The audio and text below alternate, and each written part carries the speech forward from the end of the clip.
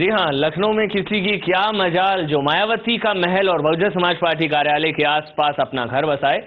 लेकिन ऐसे लोगों की मुसीबत और बढ़ गई है जिनके घर पहले से उस इलाके में थे और अब माया मेम साहब की नजर उन पर टिक गई है। ऐसे ही एक पूर्व जज के मकान को जबरन खाली कराने के लिए सरकारी मशीनरी का जी जान से जो है बेजा इस्तेमाल किया जा रहा है, वो भी तब जब कोर्ट ने पूर्व जज के बंगले को खाली ना कराने का आदेश दे रखा है। माया मैडम की पड़ी नजर, हो जाओगे घर से बाहर। माया मैडम का एक नियम, सबसे पहले बसपा और हम। पहले बढ़ाया अपना घर, फिर बढ़ाया पार्टी दफ्तर, अब पड़ी पड़ोसियों पर नजर। पहले घर छोड़ने की धमकी, फिर घर वालों पर भड़की, अब वर्दी में भेजे गुंडे, हाथ में थे लाठी डंडे। अपनी वर्दी अपनी सरकार, नियम कानून की कहां दरकार।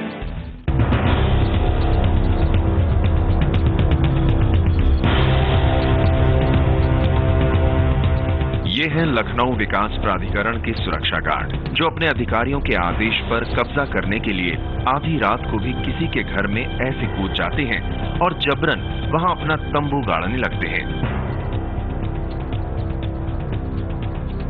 ये है लखनऊ के वीवीआईपी इलाके मॉल एवेन्यू का 108 नंबर बंगला।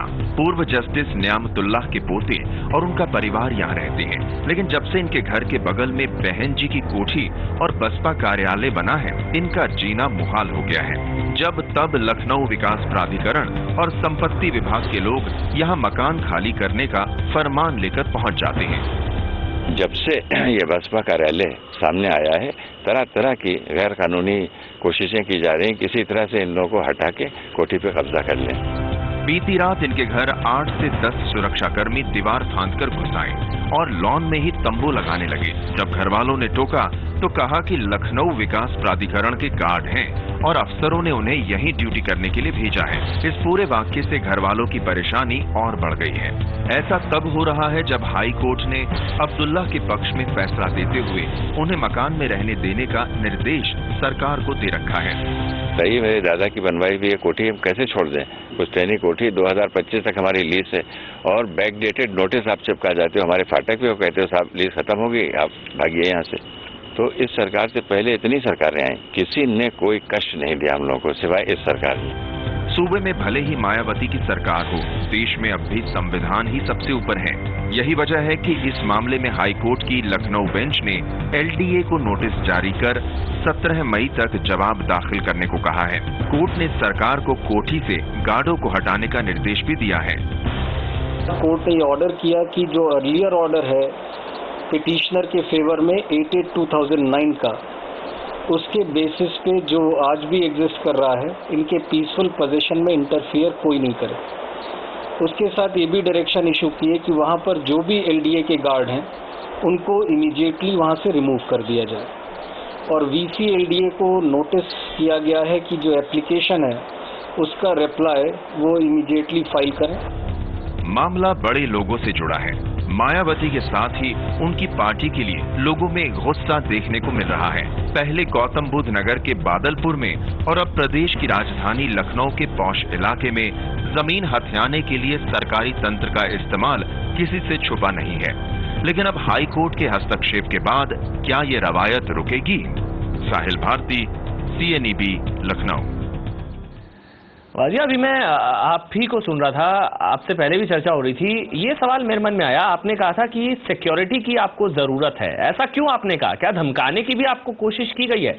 धमकी वगैरह दी गई है? आपने कहा कि सिक्योरिटी की आप लोगों को जरूरत है। मैं बताती हूँ। देखिए, कल जिस तरह से आपको पता है कि हमारे घर में डंडे लेके ये लोग कूद पड़े है ना, और इन लोगों से जब पूछा तो इन लोगों ने कहा कि हमें एलडीए और पुलिस वालों ने जो है अंदर कूदने में मदद करी है। ठीक है जी। उसके हमने फिर भी यकीन नहीं किया कि पुलिस ऐसा कर सकती है। 1 घंटे बाद 12 बजे रात में हमारे घर पुलिस आ गई आप एक रिस्पेक्टेबल सिटीजन के घर 12 बजे रात में क्या करने आ रहे हैं? हमने पूछा और अंदर आना चाहती थी कि गेट खोलें और अंदर प्रवेश किसी तरह ले लें। तो हमने कहा आप पहले ये बताइए कि आप यहाँ आए क्यों हैं? बोले कि हमें असल में सीओ साहब को, जो इंस्पेक्टर आए थे, सब इंस्पेक्टर एसके शर्मा अपना नाम बताया, बोले हमारे सीओ साहब को असल में राज संपत्ति विभाग से फोन आया था और एलडीए से फोन आया था कि एलडीए वालों का एक टेंट आपके घर में लगा हुआ था, वो आप लोगों ने हटवा दिया है। मैंने कहा ये सोचने की बात है कि एलडीए वालों का टेंट कोई अपने घर में क्यों लगवाएगा? आ बैल मुझे मार। बिल्कुल। तो उसी वक्त हमने मीडिया कर्मियों को भी बुला रखा था। तो आपने क्या, आप जिस तरह से आपने बताया कि हाईकोर्ट की तरफ से ही पहले ही सरकार को निर्देश दिए जा चुके हैं कि वहां पर आप रह सकते हैं, तो ऐसे में पुलिस अधिकारियों की तरफ से क्या सहयोग नहीं मिल रहा? क्या आपने पुलिस से भी कहा होगा, उनका क्या कहना था इस पूरे मुद्दे पर? क्यों परेशान किया जा रहा है? पुलिस का क्या सहयोग? तो वो तो उल्टा ऑपोजिट पार्टी की तरफ से आ गए थे। और फिर ये हुआ कि मीडिया कर्मियों को हमने फोन कर दिया था कि भाई साहब हमारे घर में ऐसा हुआ है, और जबरन कूद आए, और जब पूछ रहे हैं उनके अधिकारियों से, और कैमरा लेके मैं पीछे भागी फोटो खींचने के लिए, तो वो अधिकारी रेलवे क्रॉसिंग की तरफ बहुत तेज भाग गए हैं। तो जब मीडिया वाले आए और उन्होंने पुलिस से कहा कि ये सब क्या है, इस तरीके से किसी के घर कूदना, ये तो क्रिमिनल एक्ट है, ये तो क्या लूट पाट करने गए थे किस उद्देश्य से? तो पुलिस एकदम यू टर्न ले लिया और बोली कि हाँ ये तो गलत है, और जो गार्ड्स थे उनको भी डांट लगाई और कहा सामान हटाओ, और हटवाया कुछ भी नहीं। फिर भी हमको ये आश्वासन दे गई कि आपको कितने बजे रात में भी कोई प्रॉब्लम हो इस टाइप की तो हमें तुरंत फोन करिएगा। और आश्चर्यजनक बात यह है कि ठीक 4 बजे उसी रात को 3:30 बजे बहुत घनघोर वर्षा हुई। तो ये लोग सोचे होंगे कि अब कोई बाहर लॉन में तो रहा नहीं होगा जहां ऑक्यूपाई करने का सोच रहे हैं सबसे पहले।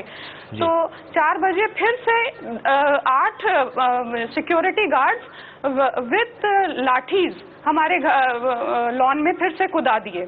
और जब हमने बाहर निकल के देखा तो देखा पुलिस की जीपें पूरे हमारे घर को घेरे हुए थी और अधिकारियों की जीपें थी। जब उन गार्ड से पूछा हम लोगों ने कि तुम लोग यहाँ अंदर आए क्यों, तो कहने लगे कि हमको एलडीए अधिकारियों ने निर्देश दिए हैं कि तुम वहाँ जाओ तुम्हारे और टेंट लेके जाओ, ताकि ये लगे कि उस जमीन में एलडीए का पोजेशन है, अधिकार है, कब्जा है। इसी बीच कुछ चैनल वाले आ गए, उन्होंने सीएनई भी आ गया, उन्होंने पूछा उन लोगों से कि तुमको भेजा किसने है, तो बोले कि हमको एलडीए वीसी मुकेश मेश्राम ने भेजा है। और पूछा गया ये जो अधिकारियों ने तुम कह रहे हो पीछे से धक्का दिया, कूदने में मदद की और पुलिस ने कूदने में मदद की, इनको पहचानते हो? तो उन्होंने कहा नहीं मैं इनको नहीं पहचानता हूँ, मगर एलडीए वीसी, क्योंकि हम लोग वहाँ के सिक्योरिटी गार्ड्स हैं, एलडीए वीसी मुकेश मेश्राम ने हमसे ये कहा है। जो भी आपने कहा वो पूरे देश ने सुना है और पूरी तरह से वाजिब। पुलिस को कई बार फोन करा बट पुलिस की तरफ से कोई सहयोग नहीं मिला, ये हम समझ चुके हैं और इसलिए ये काफी निंदनीय है, दुर्भाग्यपूर्ण है। और फिलहाल बहुत बहुत शुक्रिया आपका वाजिया, हमसे ये तमाम जानकारी शेयर करने के लिए। तो देखा किस तरह से मायावती के राज में जो उनके अपने लोग हैं, जो साथ में जो पड़ोसी हैं, उनको भी रहने नहीं दिया जा रहा है, मेंटली टॉर्चर करने की कोशिश की जा रही है ताकि इलाका खाली हो जाए और माया मेम साहब सुकून से इलाके में अकेली रह पाएं। इसी के साथ वक्त एक छोटे से विराम का है। विराम के बाद आपको बताएंगे निरुपमा पाठक केस में क्यों हुआ प्रियभांशु पर केस दर्ज।